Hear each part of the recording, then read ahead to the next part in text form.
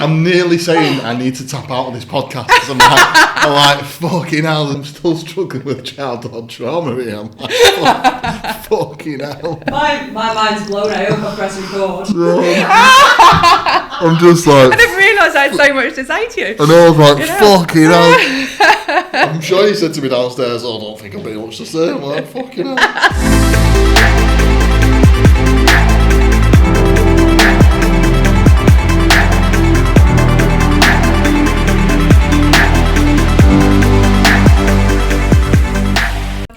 So, we're here again, another episode of the Tezlom podcast. And this lady, not really got to get to know yet, so it's going to be an interesting one, this, because I've no idea where it's going to go. But would you please do me a favour and introduce yourself and tell us what business you have and what you do? Yes, of course. I have no idea how it's going to go, so let's see what happens.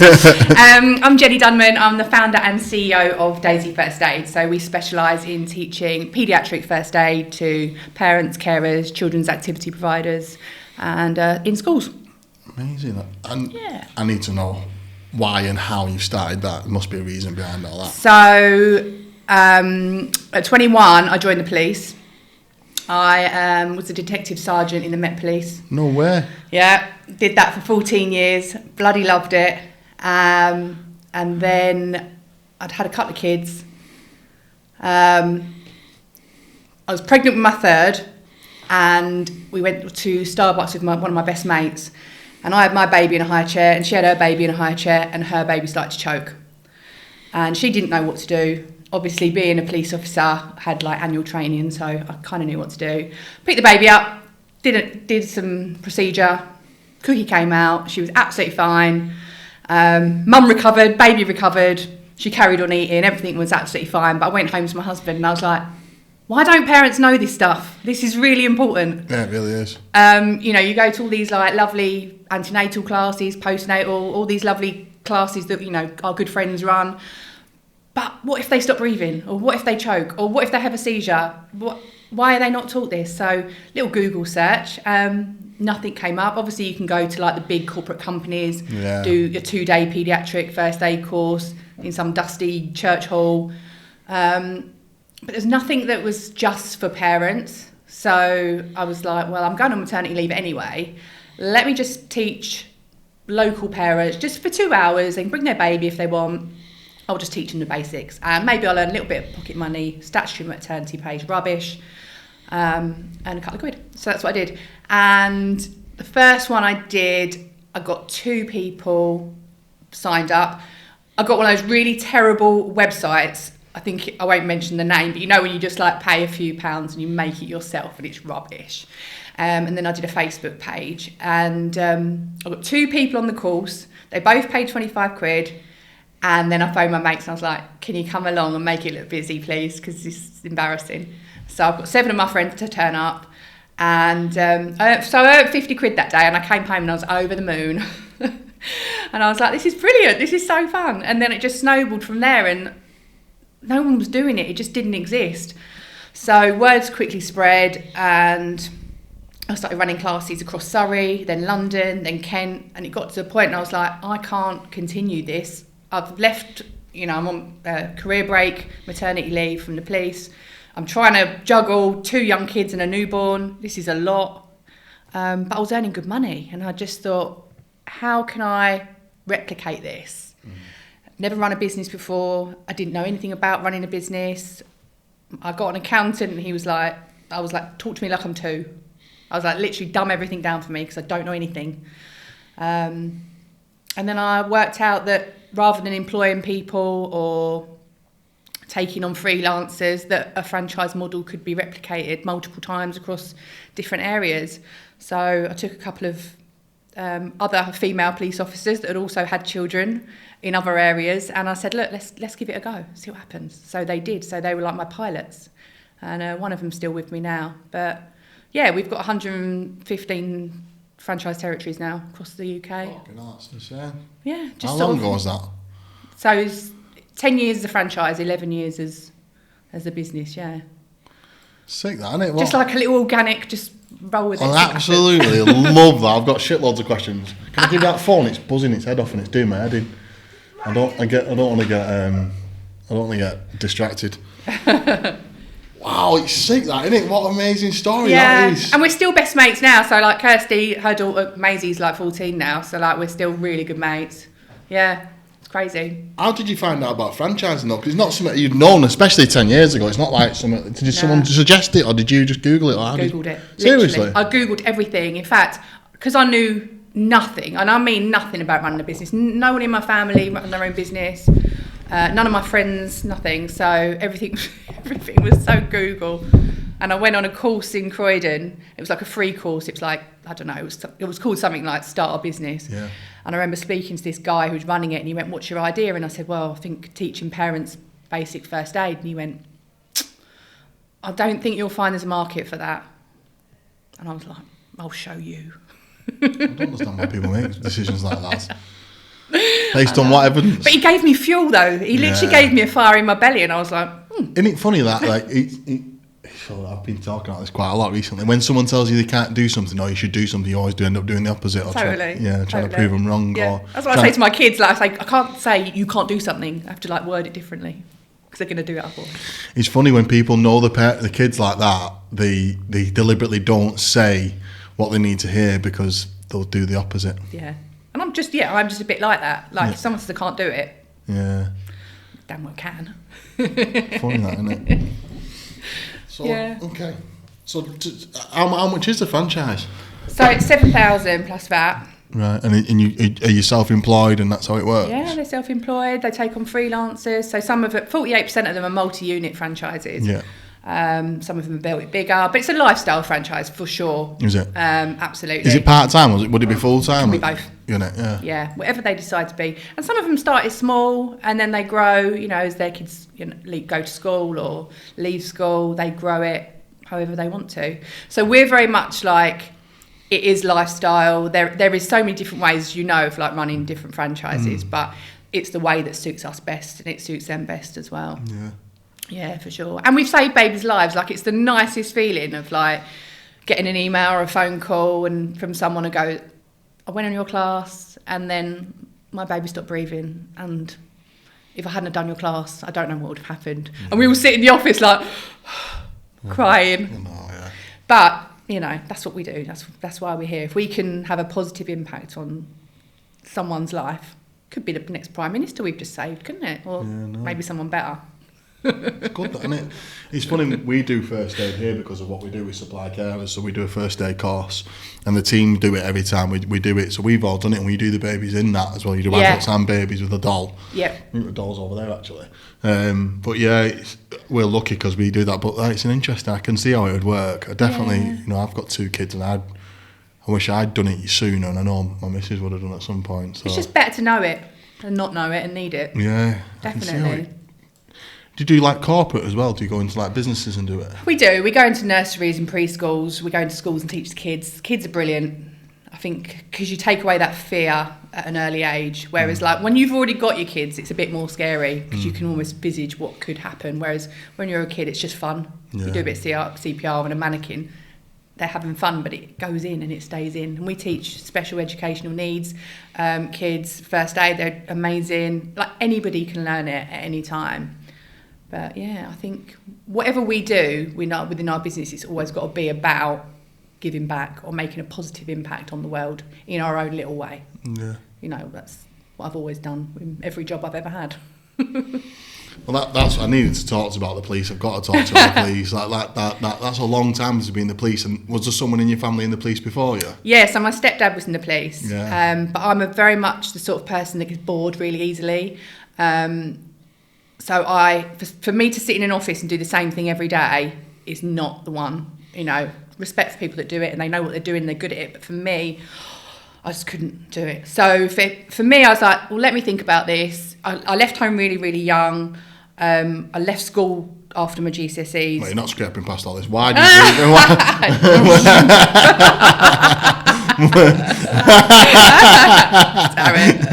Why did you leave home early? I left home a very young teen, mainly because I was a bit of a weird kid. I had a lot of trauma as a very young kid. Come on. I mean, I was one of quite a few people that were victims of quite serious abuse. as a very young child. So although I had like a normal upbringing, as in went to school and had my mum and my stepdad and other things, I'd already encountered some really awful trauma as a very young child. And we're allowed to talk about that? I mean, it was serious sexual abuse as a very young child. And it wasn't just me. There were lots of other people, and it's all out in the open. And I've written I've written a chapter in a book about it, so it's not like any big secret. But this is why I'm so obsessed. I will come back to it, I promise. But this is why I'm so obsessed with how our brains work and how things that happen when you're really young can manifest into your adulthood. 100%. I'm obsessed about it, and I'm such a learner. But yeah, so going back, although I had quite a textbook sort of upbringing, I was always harbouring that secret. So I just felt like a bit of a weird kid, but I never voiced it to anybody until much, much later.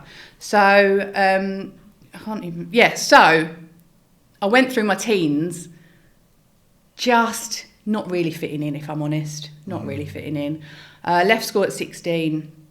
Do you think? Can I ask you a question? Yeah, do you think of course. When you go through some trauma, do you think, so I don't feel like I fit in sometimes, but I think it's because I do. Do you ever think that because your emotions have been attacked and your central nervous system so heavy that you become a little bit like the world doesn't understand me anymore and they're not as emotionally intelligent as me? Does that ring true or not? It really does. It really does ring true. Yeah, that's what I feel like. It really does. And I think that is why now I'm at a very big point in my life where I want to help other people. Yeah. Really, really, I've got a strong pull to help other people that have gone through, not just that, but just other things in life, going, there is another way to think, actually. Yeah, that's what I feel exactly the same. Do you? Yeah, I really do. Yeah. And it happened after my brother. Yeah. I've always been quite an emotional lad. I cry all the time. Yeah. Pretty much. Doesn't bother me. I'm not asked about acting hard or I couldn't give a fuck about any of that sort of stuff. It doesn't bother me in the slightest. But I often sit in rooms or at work and be talking to people, some close people, and I think this person doesn't stand, and they haven't got the ability to be as empathetic as me right now, so I can't have this conversation with them anymore. And I feel like the weirdo. Yeah. Do you know what I mean? I'm like, why does this person not have that emotional back? Why is this person not willing to go as far as it is to deal with this person's situation? Yeah. I don't know if that... Because they don't know there's any other way. Yeah. They just know what their thoughts are, and it's almost like, these are my thoughts, and that there is no other layer than that. Whereas you and I will know that there's your thoughts, but there's also this. Yeah, there's loads. There's so many layers. But unless that person is taught from, it doesn't even need to be an early age because you can learn it any time. Unless that person is taught there's another way of thinking, you only know what you know, right? Yeah. So they, it's not that they're unintelligent; they just don't know yet. And I feel like there is a duty for you and I to go, actually, we can help a lot of people by giving them a little bit of knowledge or a little bit of growth. And it's lovely, like I'll have a conversation with somebody and they'll be like, oh my God, I just didn't know, or they will look at it from a different perspective that they never would have thought possible. That person's a dick because da da da da da da. But imagine if they actually just look at it from this point of view. Yeah. Oh shit, completely different. It's hard, isn't it? Sometimes I get put in some sicky situations sometimes, and I'm having conversations with people, and I'm like, it's going to be so hard to get to this person to see my perspective. It's exhausting, and what can be sometimes a normal conversation can turn into a good long, maybe 2-day conversation, and people go home and come back and you have a conversation about how someone's treated someone, trying to get them to see a different perspective and gives enough people. Some people don't as well. No matter how hard you try, they don't see it from that way, and they won't do. And then some people eventually get round to that way of seeing it. It's it's weird talking to you about this. It is, and it's so true, because there are plenty of people that you could explain it for 2 days and they would be like, no. Yeah, and that's okay, that's fine. Yeah. And sometimes there's some beauty in that as well, because they haven't had to go through anything or had to see the world in a different way, and they see life for what it is sometimes. And sometimes I wish I was a little bit like that, because it's a little bit exhausting sometimes seeing it from a different perspective, and it is a little bit It is. It definitely is exhausting sometimes. Yeah. For sure. But I do feel like it's a bit of a gift. Yeah. Emotional intelligence is a gift. Yeah, I really do think that. And sometimes people really do need to hear it. And sometimes I have to be very mindful not to push my opinions or my thoughts onto somebody that is not ready or doesn't want to hear it, because, who am I to push my thoughts on someone else if they don't want to hear it? So as much as I'm a bit of a life helper and I feel like I want to help everybody, I can't help them if they don't want to be helped, It's so true that.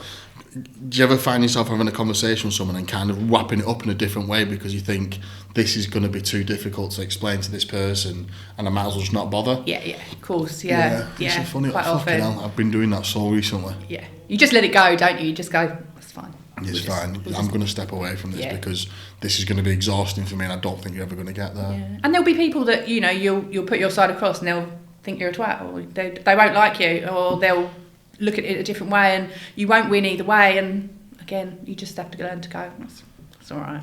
Yeah. That's all right. Not everyone's going to like me. Not everyone's going to see things from my perspective. And I'm all right with that. Yeah, it's so true, that, isn't it?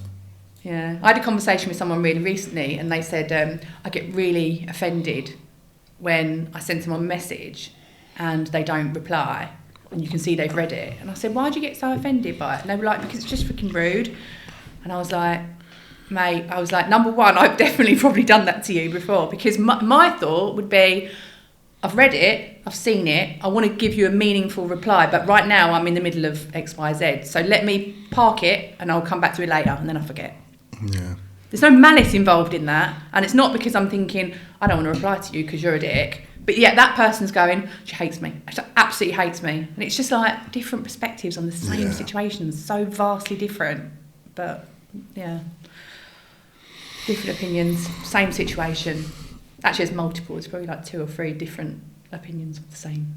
Yeah, there always is, but yeah, it's hard to be that emotionally intelligent sometimes and be around people and be in them sort of situations and having to allow for other people not to be like that. That's why. So I find that difficult and exhausting when I'm like, okay, I know this person in my life, they are not thinking like me, they don't think like me, I have to make allowances for them to be in my life because they think that way.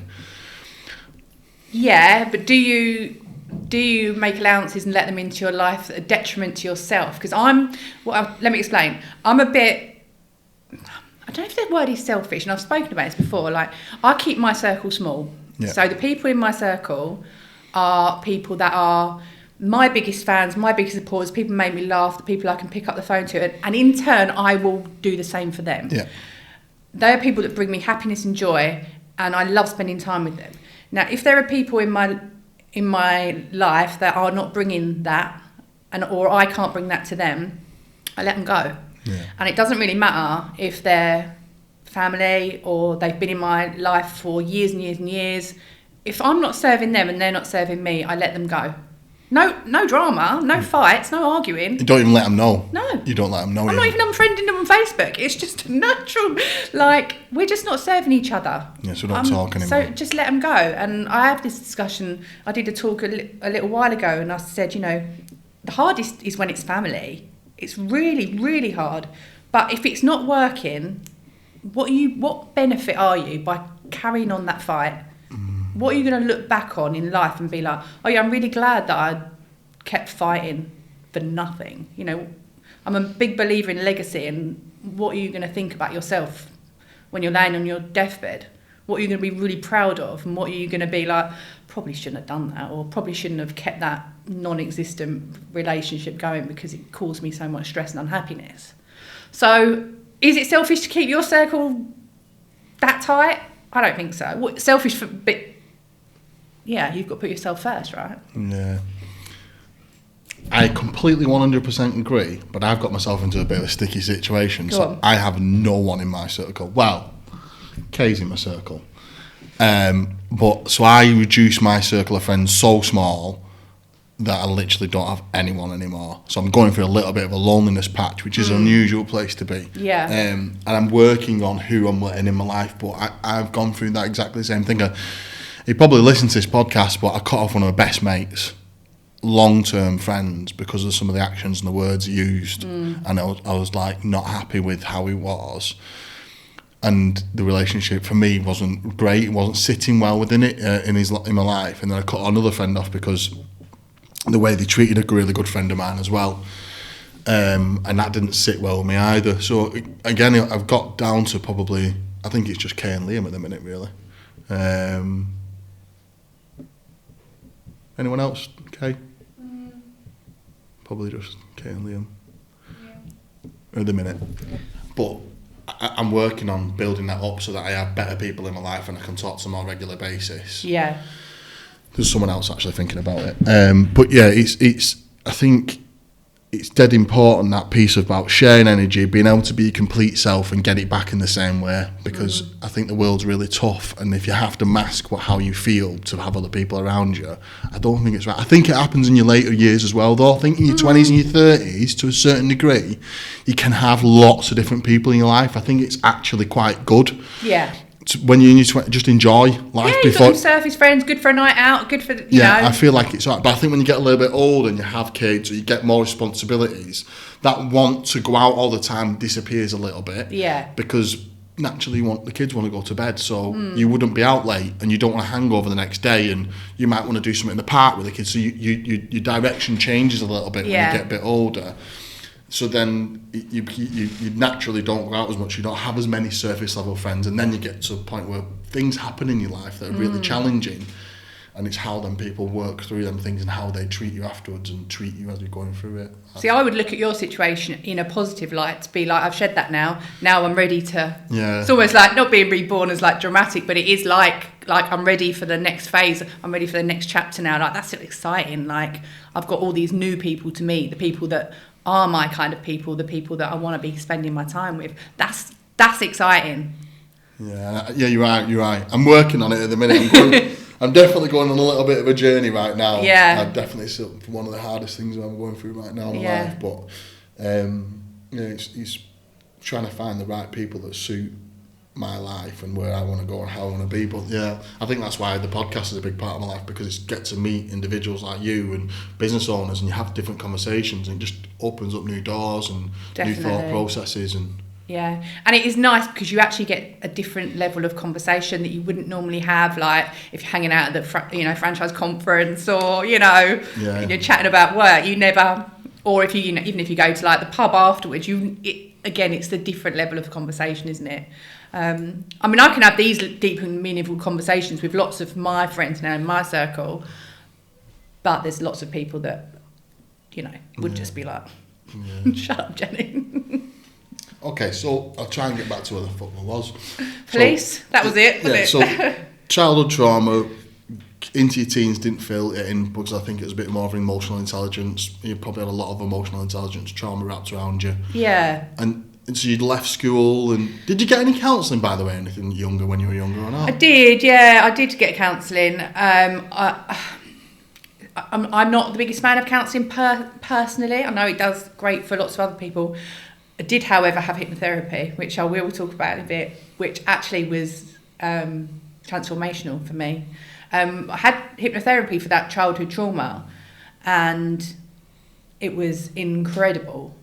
I remember after the session trying to feel the grief, almost like going, let me try and feel it again, like feel the grief. It's not there. I find it amazing. It's really amazing. And then it was only years and years later that I went back to hypnotherapy to help myself with public speaking, because I was absolutely petrified. And then I decided that I was going to learn how to do it, because I was just amazed by it. Yeah, it became part of your life. Yeah, it became part of my life, and now I self-hypnotise whenever I come across my own challenges. I help other people, but yeah. So counselling, yes, I did do it. There's a place for it for sure. For me, bringing everything back to the surface wasn't the right thing for me. I guess it depends on what the trauma is and what it is personally. But yeah, so I went to work full time from 16. Wow. Worked multiple jobs. So I worked in retail in the daytime, then I worked in a bar in the evening, then I worked in a nightclub in the night. So I had 3 jobs, just to pay the rent and to pay the bills. So I didn't have any money to go out, so I wasn't really like a party sort of girl at the time. I just paid to get the rent in. And then I lost a child at 19, so my child James had a condition called trisomy 13, it's where like the two halves of the brain fused together. So when I was 19, I thought I was going to get my life together. I was working, had a partner at the time, and we lost James, and that was it for me. I was like, this life is shit. This is a shit life. Nothing happens, nothing good ever happens. I've got no family around me at the time. I had no friends around me at the time. I was like, I realise now that I was bringing on all the negativity. I was hanging around with negative people. I thought negatively all the time. I remember always saying to people, and I used to repeat this, I'm just naturally unlucky. I remember saying it, and people used to be like, oh, okay. And I'd be, yeah, my life's like an episode of EastEnders. I am just naturally unlucky in life. And I do believe there, manifestation to a certain point, because if you are on this low level vibration of energy, you're just attracting other people that are just like that, and you're not going to achieve anything. And that is what my life was like. I was hanging around with shit people, horrible people. Didn't live in a nice area. I lived in a really rough area of southeast London. It wasn't very nice. So after I lost the baby, I was like, I'm out of this life. I wouldn't even say that I was depressed, because I don't even think I've ever been depressed. I was just done. I was like, what is the point in this life? This is shit. So I tried to kill myself. And I failed, thank God. But I was absolutely adamant that I just didn't see any good in the world. I was just like, I didn't see the point. So I failed. Weird, a bit of a weird story, in that I was very close to achieving it, and I got a phone call from somebody out of the blue who said, what are you doing? And they weren't anywhere near me. They weren't even in the area. No way. I was in London and they were in Brighton. No way. Weirdest thing. But, so I guess at that moment I was like completely rock bottom. And when you hit rock bottom, that you either try again and you succeed, or you have to go up, right? So to join the police, and I changed my phone number. I cut everybody off. And the good thing about joining the police at the time is you went to Hendon for 18 weeks. They paid for your accommodation. They gave you somewhere to live. They fed you and they paid you. And it was a whole new group of people that I would never meet in my existing sort of world. So you just got yourself from this position, whatever the fuck you did, and just applied for the police? Yeah, I was literally like... And I think because my stepdad was already in the police... Did you tell him about what you'd done? Or? No, because I didn't have a relationship with them at the time. So it wasn't even their influence per se, but I guess... Did you just think, you must have thought, he's doing all right, this is a good idea? Yeah, it's hard to really remember, but I just remember thinking, that's something different every day. And I think I've always been a natural life helper. I've always been that way. And I know it's probably not the best way to help people, but even when I was a kid, if two people were having a fight, I'd jump in. Just because I wanted to help, in hindsight. But I was always like a life helper, and I thought, if I can do that in the police, that will give me life validation. That will give me a reason to be here if I'm doing something positive. And I was 21, I was a kid really. But so I went to Hendon, spent 18 weeks. Every weekend, everyone else would go home to their families or go out with their mates, and I'd sit in my little room and I'd study, get all my exams done. And there was a few people that lived further away, and we'd occasionally go to the pub. But on the whole, it changed my life, yeah. I bet it fucking did. Yeah, changed my number. All them terrible people I was hanging out with, gone. Just cut them all out. Cut them all out. Thank God there was no social media or anything back then, so it wasn't even like... it was just change your number. No one knows where you are. It was, great. So I joined and absolutely loved it. So I did 2 years in uniform, central London. Fucking hell, I bet that was exciting, wasn't it? But I love it. I loved it because at the time, completely different now because I'm a complete wet wipe now, but I had no sense of fear then because you don't have anyone, you have no responsibilities, it's just you. So I didn't have that. So jumping into a dangerous situation wasn't really scary. It was just... You had a shit ton of emotional intelligence though, didn't you? I don't know, because at the time I was just so young. You'll have been so empathetic though, weren't you? I think would you say you were quite easygoing? Do you think you could understand people's backgrounds? Yeah, I'm really, really good. And I think that was my skill set in that, there'll be big, tough policemen that are good at like the physical stuff, whereas I could talk down a violent man and talk them down. I didn't need to fight them. But then I did find that I loved working with victims more. Actually, no. I would say I loved working with them more, but I bloody loved interviewing rapists and like getting in their head and finding out why and what, and I did love that side of things. But yeah, I was one of the officers on scene at the London bombings, so we were at Paddington Green and directly opposite is Edgware Road tube station. So when the bomb went off, we were there, and yeah, amazing. I mean, what I took from that, aside from it being truly tragic, was most people in the world are good, and I don't think I knew that until that minute.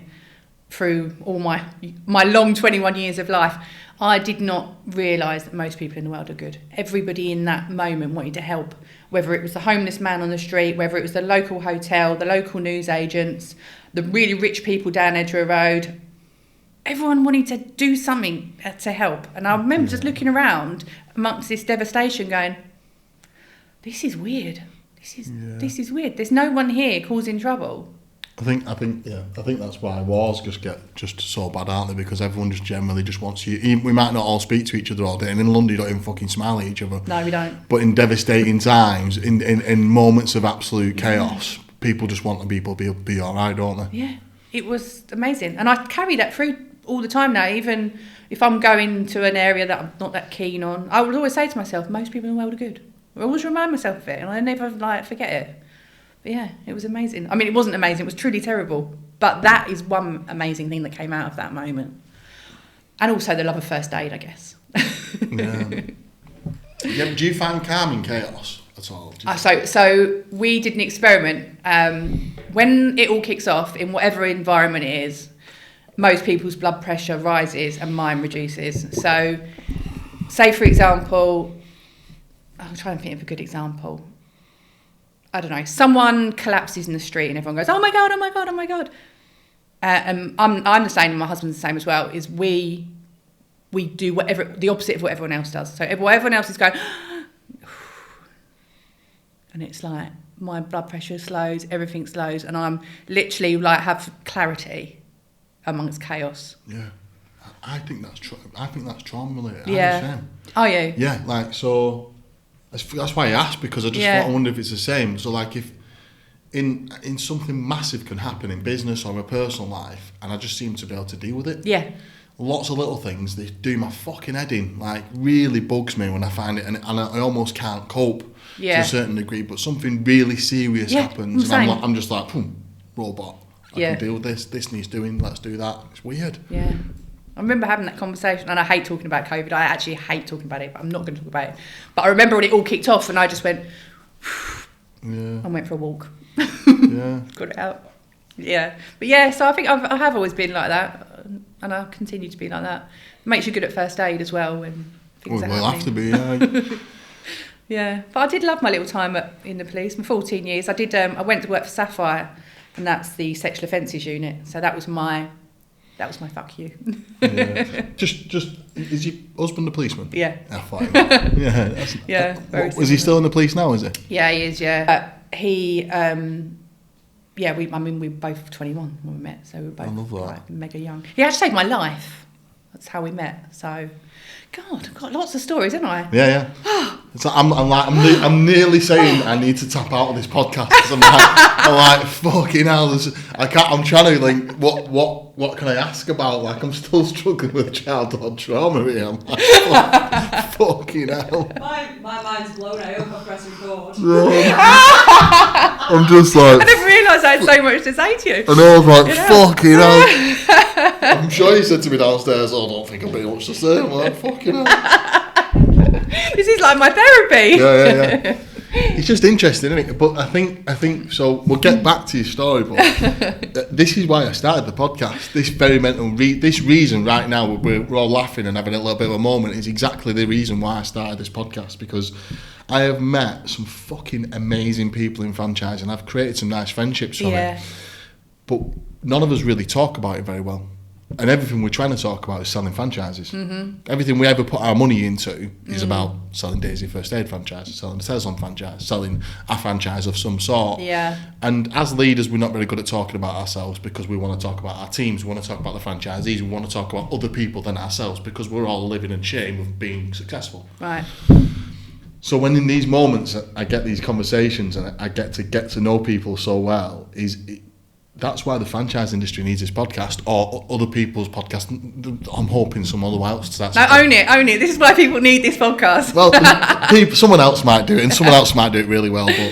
But it's if you were thinking about buying a franchise, and you were thinking about buying a first aid franchise, like fucking hell, you're a solid person, aren't you?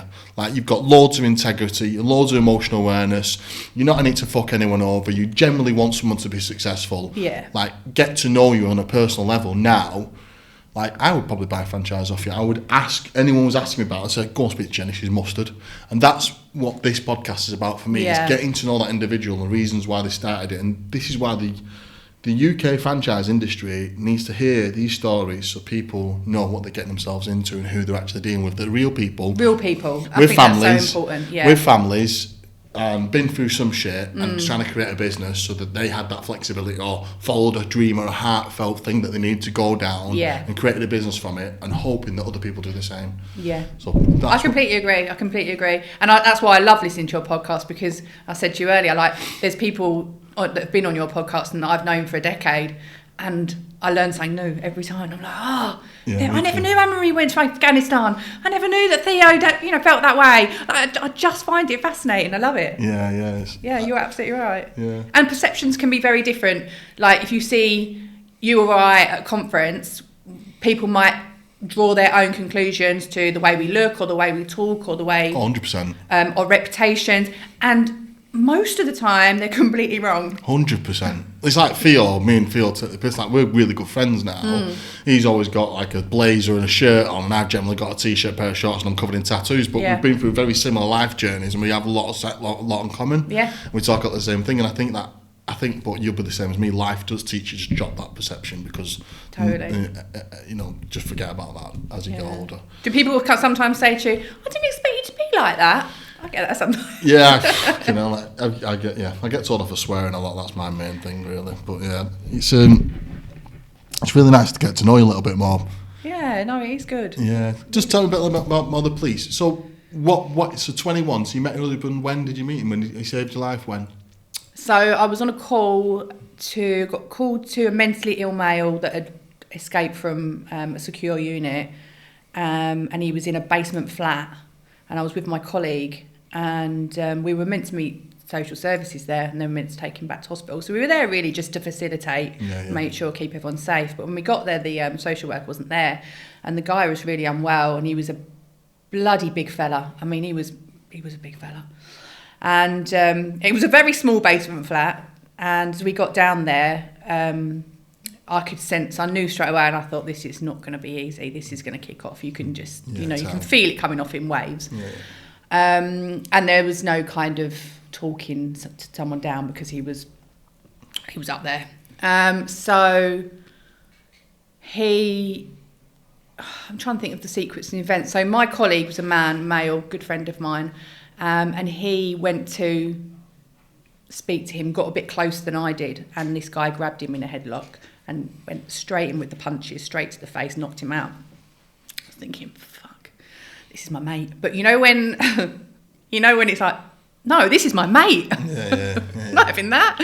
Anyway, he went to bend down, he had a knife in his sock. So he went down to grab the knife, and I thought, okay, this is off now. So you get given like the bat and the asp. And so I just got the asp and I just hit him as hard as I could across the shoulders. I was literally banging like this. But I'd already hit my yellow button, my orange button on my radio just before, because I said to them, this has got a feeling like it's going to kick off. No, I hadn't hit the orange button. I'd said, this has got a feeling it's going to kick off. This is where we are.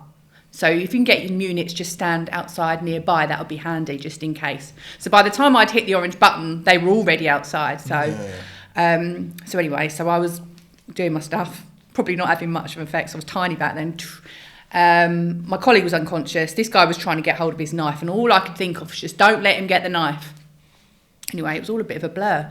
And then I just remember getting raised up into the air, and the stab-proof vests that we wear, someone had just grabbed the back of it and just lifted me out of the situation. And I just remember being carried out of the room. But by this time, I was blonde, I had hair everywhere. I looked like an absolute wreck. Blonde hair everywhere, I'm angry, I've got me out. And this person who I didn't know just picked me up from the back and just literally carried me out and just dumped me in the hallway. I was like, oh. Anyway, we got taken to hospital.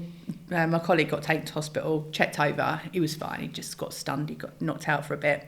Anyway, went to hospital. And as we were in hospital, the team that had come and helped us were there. And there he was, this fella. And, we ended up going for a drink afterwards, a bit of a debrief. And, married him. Love that. Right little hero, isn't he? That's one way to pull a bird. Well done, mate. He'll be so happy I've told this story. We'll get that clip just for him to put on his Instagram. He will. Yeah. That's so nice, isn't it? I love that. He will. He'll love that. Yeah. So that was like 20 years ago. Yeah. No way. And then you kind of both grew up for the police together, kind of thing. Yeah. Well, I did 14 years and then I left, obviously. But he's still in and bloody loving it. Yeah, I bet. Yeah. I've got a good friend I've not got a good friend. I used to have a good friend. I still speak to him now and again. I haven't spoken to him for a while, about 2 years, but he worked his way up. When we were all partying in our 20s, he joined the police. I think he's really high up now. I don't know what he does now, oh, really? But yeah. No, and last time it was about 5 years ago. I properly spoke to him, and he was he's in Burnley firearms squad, but I think he's probably up in detectives or something now. I have no idea. They get a bad rep, but you know what? Out of everyone I've ever met, no one does it for the money. Mate, no one does it for the kudos. No one does it for any other reason other than they actually do want to make a difference. Yeah, I think it's a great career. Hats off to police. They get a bloody hard time. Yeah. But you wouldn't put yourself in these dangerous situations. Standing there not knowing you're going to get blown up because there's a bomb just gone off. And you're standing there keeping members of the public away, knowing full well there could be a secondary device that you're standing on. You're not doing. Why are you doing this career for the money? No, people do it because it's a life choice, because they want to know that their legacy years down the line is I've saved lives, I've done something good, I've played my part in this world. I do believe that. I mean, obviously there's a few bad eggs, of course, but there's bad eggs in everything, everywhere. Eggs, apples, bad eggs, bad fruit and veg. I'm trying my hardest to keep this podcast on, because my brain's like, that's got this, that's got that, that's got this. Just kids out. So kids came round. Yes. How did you cope with that, being the police? 3 of them. I went back to the police after the first 2. And is it full maternity pay in the police? I don't know. For a bit. It's not great. It's okay. Is it? What I noticed, and I think, to be fair, things have changed back then, but because I was a detective sergeant, used to running my team, as soon as I had a baby, they were like, you can't run a team anymore. And I was like, why? And they were like, well, because you're a mum now. And I was like, sorry, what? And they were like, yeah, because what if your children need you? Or, and it was so bad. So bad. So I went from running a team to being put in this, only can be described as a broom cupboard, and given stationary orders. And so the kids get ill, you've got to get off. They don't accept. I never ever went off with the kids. I never ever took a day off when the kids were ill, and I never ever let the team down, and I never went sick. But you're a mum now. It sticks in my neck, right? It does my head in, because he's having a small business. Yeah. We can't fuck off, we just standard maternity pay. But I just wish the government would sort it out a little bit so you could get full pay if you're on maternity leave, or just a better pay or something, because as a small business we can't afford it. But it wasn't even that, it was just the fact that they just assumed that now as a mum I couldn't do the job that I was doing before, and I was like, I swallowed it, and it's a big mistake, because I swallowed it and I never complained. I just sat in my broom cupboard and did my stationery, and I didn't pipe up. And now, actually, one of my friends is a very high-ranking female officer now, and she's now had a kid, and she was like, "I'm really sorry." She said, "I get it now." She said, I just didn't see it before. And I was like, "Don't worry about it. It's fine. I mean, I've done all right now." But yeah, it was very. I think it has changed a lot, but yeah. So I went back with the first two. Interesting. The only time it ever was raised was when do you remember there was the London riot? I don't know. You're up north here. You might not have remembered it, but it all kicked off in London, and everyone had to stay on. And my boss said to me, "Right, you've got to stay on," and I was like, "Yeah." The thing is, I have got 2 children at home, and my husband's staying on, and to be honest, if there's a riot, you're better off having him than me. Yeah. And they were like, yeah, okay. So that was the only time, actually, I think I was like, I probably can't stay, because one of us has actually got to be at home with the kids. Yeah. And I left shortly after that, but I loved it. So talk to me about leaving the police and doing why did you leave and how did that end? Yeah, Daisy First Aid. So literally when I had the 3rd child, carried on doing Daisy First Aid, and they let me take a 5-year career break. And they said, if you register a business interest, you can still do Daisy First Aid on your career break. And I was like, that sounds brilliant, because if it all goes wrong and I've made a massive mistake and this business is not, that fella in Croydon was right, then I can just go back to work. And that's mint how they do that, isn't it? Yeah. That's really, that's so that was I good. guess you just go back for a job interview and you get your job back kind of thing. Yeah. But I knew after 18 months, I was like, there is not a chance I'm going back. So I just handed my notice in and I left. So, but I've still got loads of friends still in. Yeah, you will have life as well, life friends. Yeah, they're good. Good times. So the 3rd one came along when you had Daisy? Yeah, so he's 11 now. And coping, running a business, looking after a baby? Yeah, he used to sit under the desk with his trains. Yeah. While I carried on working. So he's never known any different, actually. Yeah. He's always known that I'll work around the kids. But I've never had to put him in childcare, and I've never had to rely on anyone else, apart from, like, family and stuff. But, yeah, they're quite used to it. I think it's quite a good role model, really. Yeah. So I always try and touch on this in my podcast, but I told you I'm selfish in my podcast, and people might think it might be a theme, but I just have to, it's for my own my own sanity. Yeah. Because my kids both were in nursery. Jackson was in at 11 days. He was the youngest one that's ever been, because my missus works as a hairdresser and she had to go back straight away because she couldn't afford it otherwise. Yeah. And then and I work away all the time, so I go doing pitches and expos and conferences and all that sort of stuff. It's just working through that, isn't it? Of like, do you miss out on the young years of your kids' lives? Or are you an inspiring dad? And I think I made peace with being inspiring, because if I think about my mum and dad, because my dad worked away all the time. Some days it was 7 days a week when I was really young. And mum used to say, like, you didn't want for anything, but you were both in full-time care, sometimes even after school care as well, like after nursery care, because we used to go to a childminders till like 7, 8 o'clock at night sometimes, because mum had us, she worked for Bass, I think it was, and we had 2 kids, there was 2 of us, and my dad was working away 7 days a week, so... But I only know that because they told me.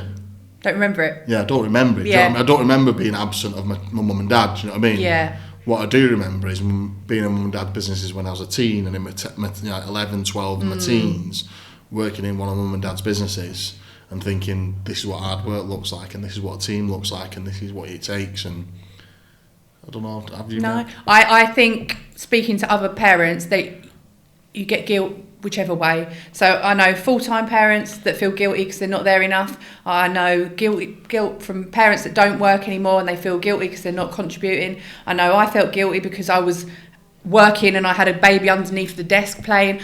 So everyone feels guilty at some point. Everyone's trying to do their best, but it's not a right or wrong way. It's just, I never really thought about it like that either, really, thinking about it. Like, I guess there's parents who don't work at all and feel guilty about that. Yeah, 100%. Or they don't feel like they're contributing, or they want to, but they can't, physically they can't pay for childcare. It's not worth them going back to work, so they don't. Then they feel guilty. That purpose thing as well, lose the purpose and all that sort of stuff. So, no judgment here whatsoever.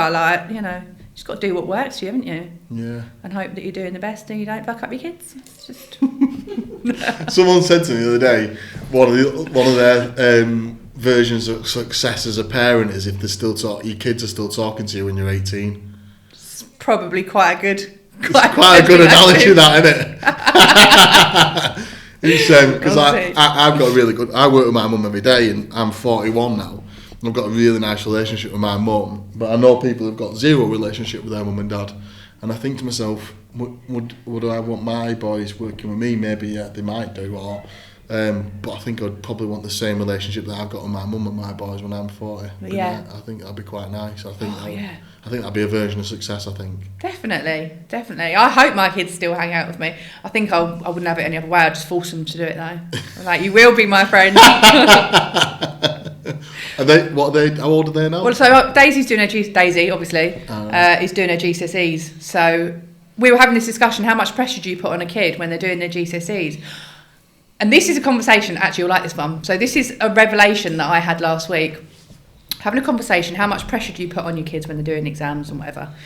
And I was doing a bit of inner work, because I love to work on myself. And it occurred to me that for as long as we can ever remember on this planet, not just us, but everybody, we're all conditioned to just survive. So as soon as the baby's born, it's like, right, you've got to go to school to learn stuff so you can go and get a job. And then when you've got a job, then you then need to procreate, and then you procreate and make sure you've got a pension so you can buy a house. And then when you've got a pension, you can do some stuff, and then you die. And well done, you survived. And I was like, that's so shit. That is a really shit way of encouraging people it's such a privilege to be born into this world, and whatever beliefs you are, I mean, I'm a spiritual person, but you know, whatever religion or whatever beliefs you've got, like, it is a privilege to have this life and to make the best of it. And so to bring a kid up just to teach them to get through it is shit. So I went from saying things like to my children, like, what do you want to be when you grow up? When you have babies or when you get married, I won't ever say them to them again. Because I was like, I've completely almost changed my whole opinion on what a life should be. Because surviving this life is a terrible way of getting through it. What you need to be doing is going, what have you done today or this week or this year that has made you have a positive impact on this world, even in a little way? What have you done that's been amazing? What's your next experience? What's your next adventure? Not what job is, how much money you're earning, if you put in 20% in your pension pot, like, I think it's shit. So I'm taking a whole new approach to life now, going, I'm going to have some adventures, and I'm going to pass that on and pass that impact on to my children. Does that come from anything, that? It came from last week doing a little bit of very deep meditation and work on myself, and it literally popped into my head, and I was like, oh my God. But it stems back from, you know, survival in like caveman life, you know, you're surviving animals, to actually surviving wars, to surviving, but actually it's all our parents.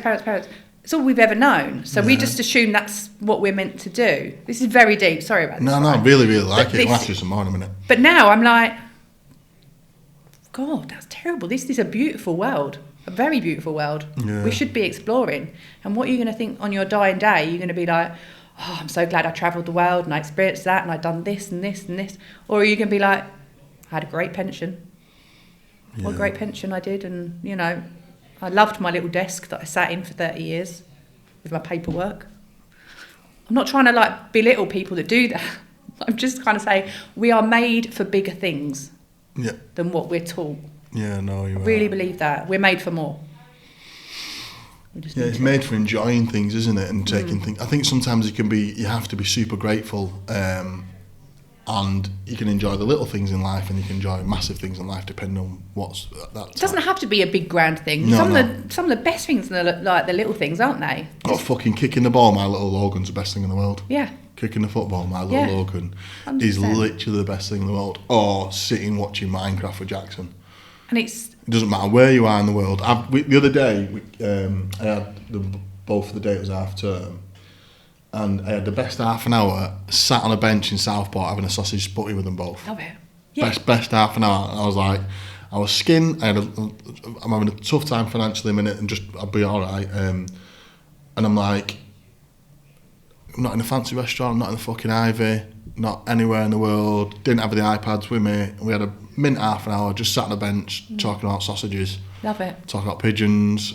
You know, like just chatting shit. Yeah. And I was just like, precious. I need to remember these points when I'm really putting loads of pressure on myself about stuff. Yeah. That's what it's about, really, sometimes. And you're right as well. Like, it doesn't have to. Like, I went through a period of like when you get a bit of money, because I obviously started with no money. I had a bit of money, and then all of a sudden I was like, I've got a bit of money. I'm going to buy some nice stuff. I started buying nice stuff, and then I was like, this isn't really bringing me any happiness. Like, I bought a Porsche, and then everyone thought I was a twat. Like, genuinely, as soon as you buy a nice car, people make an assumption you're a twat. So I sold it. I literally sold it. 6 months later, I was like, no, do not like that. But you're right. Like, it's the little things that bring you that happiness, and it's the little things that you can do for other people to just bring them a little bit of happiness, and it's free. And I just think I'm mindful. If I can make someone's day, I don't know, it's such silly things, but like, I don't know, have a chat with, like, you know, I'm a Londoner, we don't talk to people, but like, if I do have a chat with like an old boy that's sitting on the train and I can engage him in conversation, you don't know what that impact might have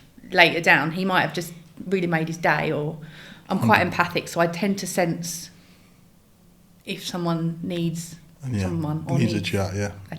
I do tend to do that, but then in the past I would just still not do anything about it, whereas now I go out of my way to try and do something about it. Or I don't know, I just think if everyone does a nice thing a day, then there's a whole ripple of effects. It's so fucking true, that. Interesting. Just be a little bit nice, like you say, just don't be a dick, basically. Don't be a dick. Well, I mean, sometimes you have to be a dick, but I think it's being aware of your shit and not passing it on as well too much. 100%, yeah. Sometimes though it's impossible, and that's that. I fucking had something sick to tell you. Then I fucking just got out of my fucking head, bastard. It'll come back.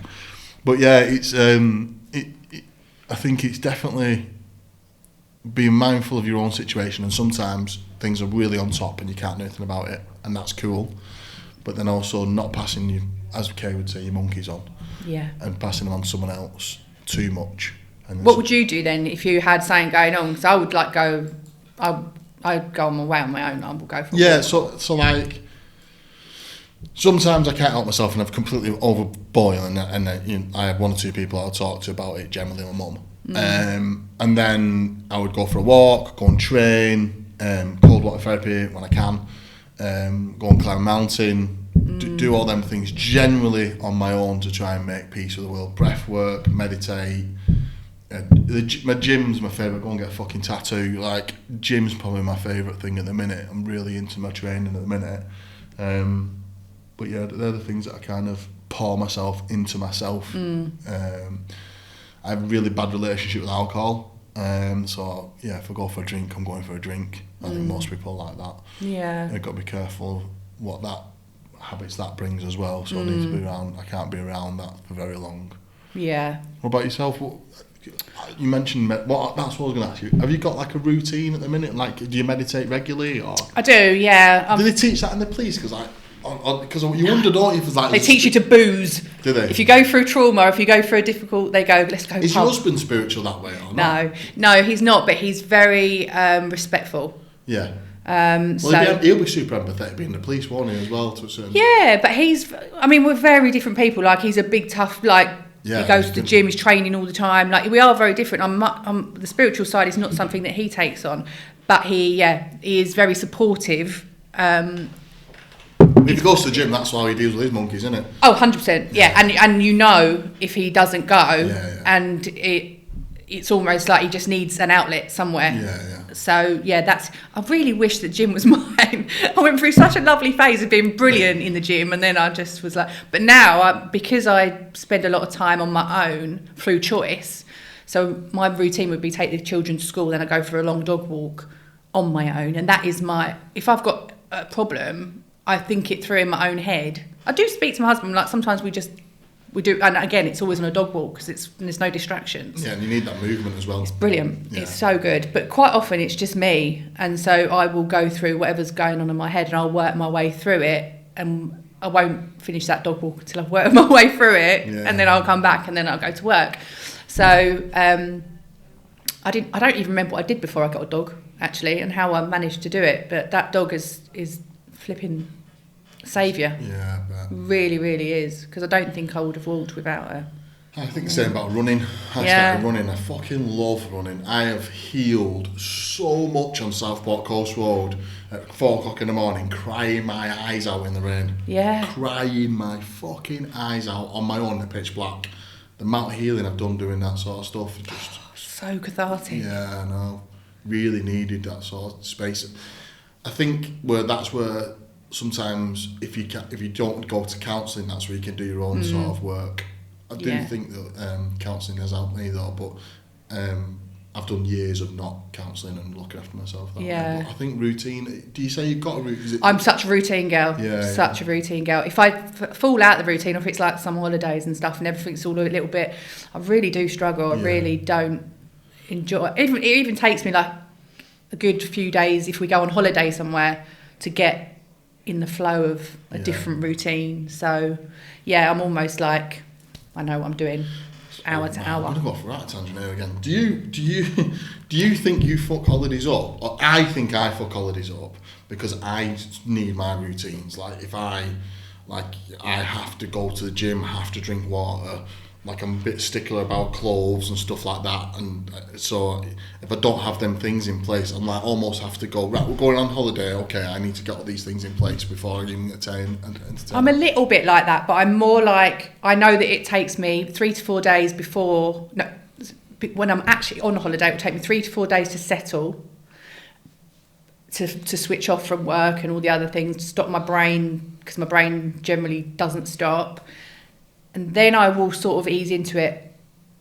And then 3 to 4 days before I know I'm coming home, then it's struggle and I'm not present. I know I'm not present and the kids are there and I have to really keep bringing myself back because my brain is somewhere else. So I probably don't give myself the break that I think most people do. Have you seen Ruth Brown podcast? No. Ruth, I love it. It just sticks in my head all the time. She talks about blowing the key when she walks in the front door at home to start from being like work Ruth to mum Ruth. Oh, really? Yeah, and she struggles with it as well. I think anyone does, and I think I really love that piece of work where it's almost like a physical thing that you kind of do to say, right, I am no longer doing that. I'm going to be mum, and I thought that's quite a cool piece of work. So blowing the key when you walk in the front door at home, and that's another little routine. Yeah. Interesting. Yeah. Oh, I'll give it a go. Yeah, no, I was trying to think. Have you done it when you go home? Well, I'm just like, right, no, okay, put your phone down, get in the house, let some time pass. Yeah. And then, because it's so hard to not put your phone up, isn't it? That's the thing. Well, I've taken and it was actually Jane James from Little Voices. She told me a few years ago, and she was like, take your mailbox, emails off your phone. And I was like, oh, I can't do that. And she was like, Jenny, seriously, do it. And I was like, I don't think I'm ready, Jane. And she went, well, she said, do it. And she said, it would give you a little period of adjustment. She said, but you'll thank me for it. And I did it, and I've never taken them off. Oh, you know? No, I've never put them back on, sorry. Yeah. And now, so if I've got my phone, like I've got my, your little Gmail thing, but my work ones, no, they're off the phone. See, my business everything's on WhatsApp for me. WhatsApp and social media. So I don't have any work WhatsApp now. It's on a completely separate phone. So I've got my business WhatsApp. It's on another phone, and I don't have it on that. That's good for me because if you don't see it, you don't see it until you're actually back on duty. Yeah, no, I'd do my head in. You're not ready for that. No fucking chance. No chance I could do that. Yeah. No way. And it's trusting the team have got it as well. That's the other thing, isn't it? I do trust the team, but no, fuck that. I would lose my mind. Yeah. I couldn't. That's how I felt, but it's a journey to go on. It's been years now. Just the things that you talked about, some of the things. So there's a franchisee of mine who I've got a really nice relationship with, and at the minute we're speaking every day because we're both struggling a little bit mentally. And I was just wondering, do you pass that on to your franchisees, some of the stuff you've been on? Do you kind of talk to them about how they cope running a business, or do you not really have that relationship? I do some talks with them. I do some sort of mindset talks with them. I'm a bit like, I don't like to admit I've got a problem, or I don't like to admit that and so there's one franchisee, but she's worked in head office as well, and she's the only one person that knows me properly. So like, I lost a friend last year and she phoned me and I was like, and she was like, what's wrong? And I told her, I said, my friend, but she has her own things, and we have just a really lovely, we're on the same page, so we can have those sort of conversations. But from a sort of I don't know what it is, but I think maybe it's a franchisor thing, or maybe it's like a management thing, like I'm fine, everything's absolutely fine. So I probably wouldn't ever admit to anyone else within the network that I was like struggling. No. See, I do it all the time. Do you? Yeah. Yeah, literally. I think that's good. I don't think what I do is right. Yeah, it's a funny one. I admit it in conferences. Yeah. I've done it, and I've done it in conferences and said it to the whole franchise network. Yeah. Because not that you should, because you have to be completely comfortable with that sort of thing. Yeah. But I think it shows strength to a certain degree that you can get through it, and you also kind of letting everyone know that you're struggling. Yeah. Takes the pressure off you, and then all of a sudden you're not struggling as much. It humanises you as well. Yeah, it humanises you a little bit. So I don't know. Maybe next time you're out. Well, Anne Marie said on her podcast, like, you know, she did the same sort of thing when she broke down with her team on, you know, over COVID and on Zoom and stuff. And I had so much respect for her for doing that, because I went to the end of my garden and cried because it was so fucking hard. Yeah. But no one saw that. Everyone else saw me going, right, we're absolutely fine and this is what we're going to do. But yeah, no one else knows that. Yeah. Everyone was just like, oh, well, she's got it under control. Yeah, we went through the overseas workers last year, and I just said we're having a fucking conference about it, and I kind of went, right, this is it. You want to get it off your chest? Here's your opportunity. Let's talk about it. Yeah. I'm going to tell you we're struggling. It's tough. This is what we're going to do about it. Who wants to quit? Quit if you want to quit. I'll make it dead easy for you. If you don't want to, you want to dig down, and everyone dug down. We had a really good conference. Brilliant. I think that's where it kind of works sometimes, to be that vulnerable and just say, look, this is the elephant in the room sometimes. But I also think there's strength in what you do sometimes, because I think that shows sometimes you need both, I think, sometimes in certain situations. Yeah, I think it comes from being a police officer, because you can't, you know, as a police officer, you can't show weakness at all in any situation, whether you're speaking to a victim or a suspect. Like, there is no, they just look to you from, you know, this person's got everything under control. So I think that's probably where that's from, and I probably carry that through. Even when people say to me like, "Oh, how are you?" "Oh, I'm fine. How are you?" Yeah. Well, it's sometimes, but I always choose on saying that to you, because I'm like, if I actually tell you what's going on, I don't think you can handle it, so I'm not going to tell you. Yeah. Oh, like, fucking buckle yourself in, sweetheart. Yeah, what's going exactly. on? Well, actually, now you've asked me. Exactly.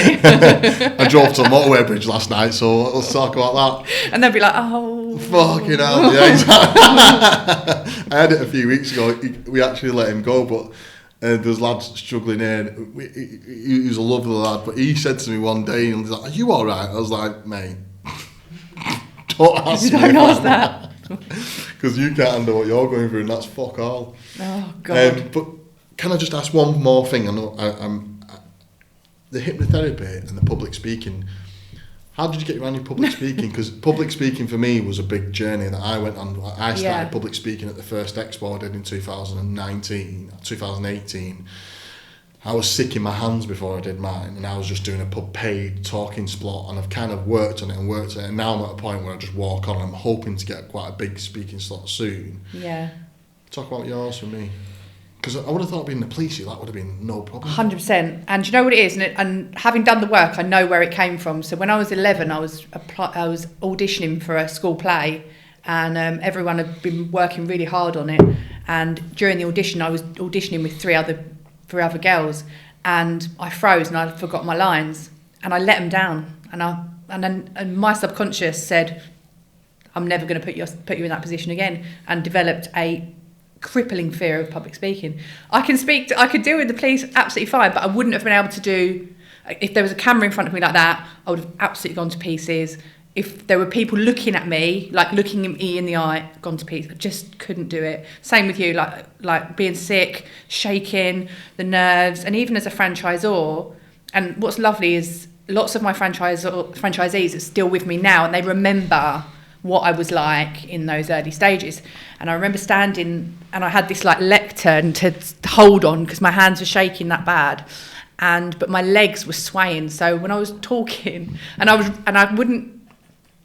couldn't just talk. I had to read off a script as well, so I didn't like lose my place. And where I was swaying, I didn't really realise I was doing it, but they could see it. And I just remember one of my franchisees, right from the corner of the room, she just went, "Breathe, Jenny." And I was like, "Oh yeah." This is what I was speaking to you about the whole breath work thing. And I was like, because I hadn't been breathing and I was so close to passing out. It was just awful. And I thought, I've got to get this under control. And then I got a call from this morning, the TV, like this morning, and they said, we want you to come to Birmingham. We want you to do a class. We're going to get Jamelia and we're going to get like a whole panel. And would you like to come and do it? And I was like, yes. Fuck. I'm going to fucking die if I do that. Yeah, but it was a bit like, I've got to say yes because, I mean, it's this morning, right? Yeah. So I was like, I don't know how I'm going to get through this, but it's a bit Richard Branson, say yes and figure it out later sort of thing. So I knew that I'd had success with hypnosis previously, and I thought, well, look, what have I got to lose? So I booked in a couple of sessions, and she actually recorded the session, so I was able to keep listening to it. And I was nervous when I went to do it, but I did it, and I didn't fuck up. I didn't fumble my words. It was fine. I got through it, and then I thought, well, now I've started it. Let me just sponsor a couple of awards. Let me go to a couple of conferences. Not where I have to do a big speech, but where I can just like announce the winner, just like that. And even that was like nerve-wracking, but I just kept doing it, little by little, listening to this thing. And then now, obviously, I talk on stage probably, 20 times a year or something. And I love it. And I'm at the baby show. Like this weekend, I'm in Manchester for 3 days. And I go on stage now and I enjoy it. I enjoy looking at the crowd. I enjoy presenting to them. I enjoy seeing a camera. It's like a different person. So basically I was like, how does this work? Because I think people are so used to the TV shows where people are clucking like chickens and, made them do silly things. And it was just all a bit gimmicky. But I was like, this has got me over a childhood trauma and it's got me over a fear of public speaking. How does it work? And then I got the opportunity to work with Paul McKenna. So Paul McKenna obviously used to do like the big show stuff, but now he actually works with training other hypnotherapists, and he does like a course. So I was like, I'm going to do it. I don't want to be a hypnotist. I don't want to do it as a new job. I want to know how it works. So I did the course, and I still had a fear of water. So I nearly drowned when I was younger, and I didn't have a fear of water until I had my children. And then as soon as I had children, I developed a fear of water. Probably because I was worried about them, but it manifested. So I've never gone in the swimming pool with my children. I've never gone in the sea with my children. My husband's a good swimmer, so that's great. They love the water. They're really strong swimmers, but I've missed out on so much. So I was like, well, let me test it and see if I can do it myself. The other fear, which is really embarrassing that I had, bearing in mind I was a police officer in central London, is a fear of pigeons. Right, go figure. But in Trafalgar Square, when I was younger, they used to give you these pots of seeds, and you used to be able to buy them, and then you'd hold them up, and all the pigeons would then like climb all over your head and stuff. So when I was very, very young, I don't know, I was probably about 2 or something, they gave me the seeds. So all these pigeons are climbing them all over me. So I had this stupid, embarrassing fear of pigeons. So after I'd done the course, I was like, right, well, I've got to practice what I preach. I've got to practice what I preach and prove that I can overcome these. So the water one was first, and with Christina Taylor Chisholm from Popolo, who's a really good friend of mine, she said, look, come up to Newcastle, we're going to go to the North Sea and we're going to do it. So I did the self-hypnosis, got myself into a really good state, and she really helped me. She really helped me because I don't know if I would have done it. I probably would have with my own family, but because I was with her, there was a sense of I didn't want to let her down either. So she got me in the sea, and she got me in the sea multiple times, and then we went to Dubai a few weeks ago, and she got me in the pool and she got me in the sea, and I don't have that fear now. I don't like it. I don't particularly like going in there, but I don't have I'm going to drown. I don't have that feeling anymore.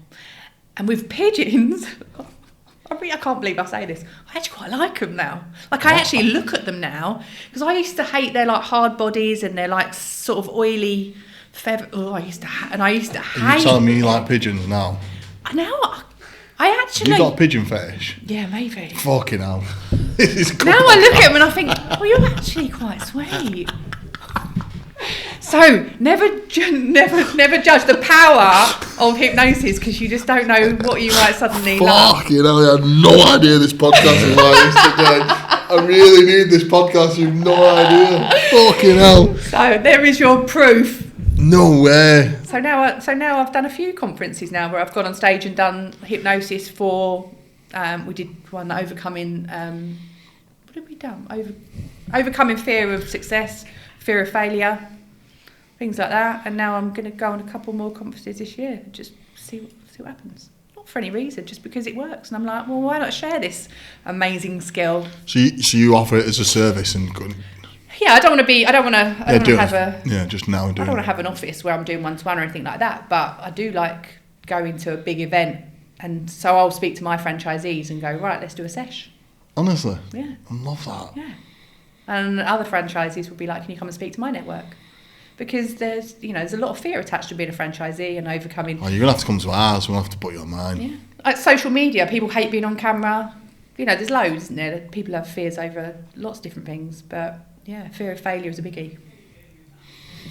Fuck me. Yeah. Kay has a fear of being not bad. She doesn't like being nasty to people, so we need to get over that. And she cannot be nasty. Well, I think that's... I'm learning how to be nasty. Her whole life's just pink unicorns and rainbows. That's great.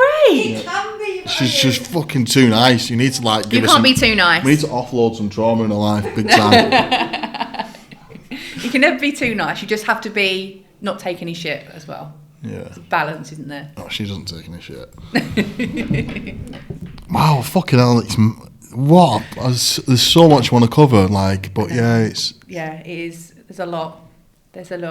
Nothing to do with franchise, really. No, but I guess it's nice to hear all your history, and I guess franchisees must love working with you, or if they don't know you yet, they're just on their journey and they've got a lot to... It's nice to have a franchisor that's been through quite a lot of different challenges. And most of them don't know. Most of them don't know, but what we do spend a lot of time, and not just me, but my team, is that we spend a lot of time listening to them. And I actually think now we probably spend 60% of the time when they need to speak to us, 60% of the time is speaking about them and their mindset and what's going on in their life, and 40% of it's business. Might even be slightly higher. I think that's the case for a lot of franchisors. Yeah, I think so, and it hasn't always been the case, but we definitely see now that just having an ear, so someone can just pick up the phone, book a meeting with someone, have a conversation, is so important, just to be heard. Yeah, I think mindset and leadership are the two things that I think that kind of you learn how to be a good leader yourself. Yeah, I hate the word mindset though. I feel like it's so overused now. I need a new word. Yeah, I know what you mean. It's it's attitude, isn't it? And just who you are, character, and how you're going to get around things and try and push through it. Yeah, I think sometimes I say, can you do a talk on mindset? And they think I'm just going to go, just think happy thoughts and life will be great. I would never say mindset, that. I think, starts with I am seriously depressed, and my way of coping with it when I'm seriously down is I start with water.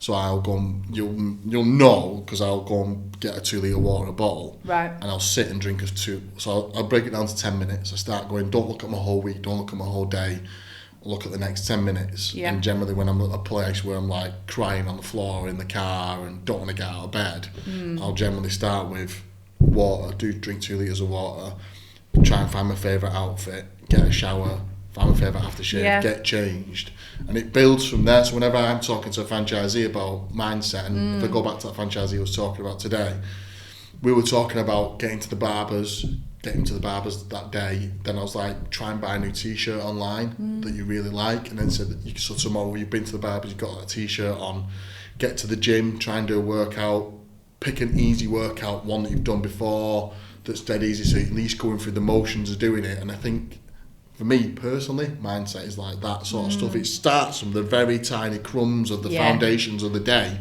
right up to making them 10 sales calls, having that difficult conversation with that client, sacking that employee, employing that employee, doing payroll, doing all the big chunky stuff that takes all that energy. Starts from the tiny little things of, have you got your best aftershave on? Have you got a new t-shirt on? Did you go to the barbers? Have you been to the gym? Have you had a good lunch? Have you had enough water today? Have you enough caffeine today? Did you have a good enough sleep? Have you checked in your missus? Have you checked in with your mate? Those tiny things that all build up to get you to do them massive things. I completely agree. Baby steps. I think that's mindset. I completely agree. So if I was doing a talk on mindset, that's how I would start it off, because I think that's the only time you don't have to be depressed to have no mindset. You can have no motivation. Again, for no motivation, it would be, right, okay, so what can you do for the next 10 minutes to get for the next 10 minutes, and how to build from there? Yeah, I think you're absolutely right, because I think the fear is like the overwhelm of going, all of this needs to be done, or all of it, and it is those tiny little baby steps that incrementally get you to a better place. And it is like, I have like 10 steps that I follow, like when I'm feeling a certain way, and you know, those 10 steps that carry me through life, and I do share those with other people. They work for me, but yeah, you have to have your own thing. Share. So like, I'm a massive believer in gratitude. You know, before I even get out of bed in the morning, I have my gratitude list, and I'm grateful for what I have. And I go through that only in my head. I don't even step foot out of my bed until I've gone through that list, because it sets me up for a good day straight away. You know, if I was to get out of bed and stub my toe, rather than being like, oh, I will stop and go, that's a sign for me to, okay, let's reset, let's start again. So I will always start the day with gratitude, or start with my routine. I'm trying to think of my bloody 10 steps now. Showing kindness, getting yourself on that higher level of frequency, like being that good person. You'll never hear me complain. You'll never hear me moaning. I'm not a moaner. I'll have my own thoughts, but genuinely, you'd never catch me online complaining. You'd never catch me online saying anything negative about somebody, ever. I don't think that's the place for it at all. In fact, you wouldn't catch me. It'd be very hard to ever catch me bitching about somebody. Mm-hmm. If we're in a group setting, or even if I'm out with the girls, it is natural, I think, for lots of friendship groups to have a little bit of a offload. Yeah, or they'll go, did you hear what she, or did you? Yeah. It's very unlikely that you'll ever hear me say it. Even watching TV, and me and my mum have had a conversation about this, because she loves to pass judgment on people on the telly, what they're wearing, what their hair's like, what they've said, blah, blah, blah. And I feel very uncomfortable about that. She's like, but they can't hear you. And I say, I know, but it lowers my frequency. If I'm having those negative thoughts about somebody on the telly, it's nothing to do with not offending them. You're putting it out there.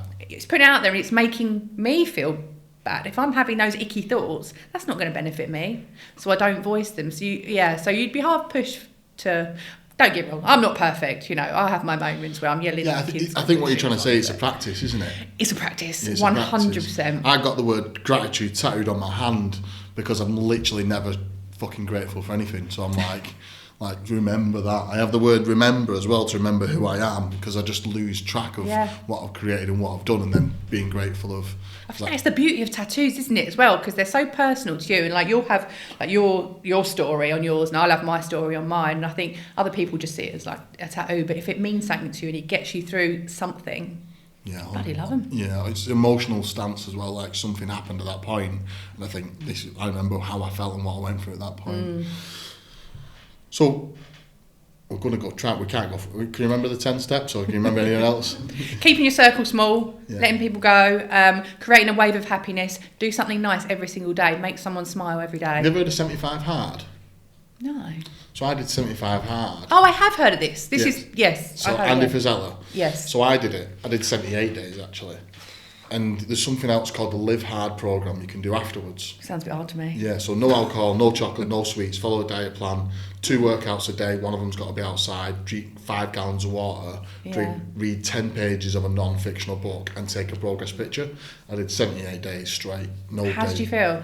It was really good. It's fucking hard though. There's a lot of sacrifice. Yeah. A lot of sacrifice.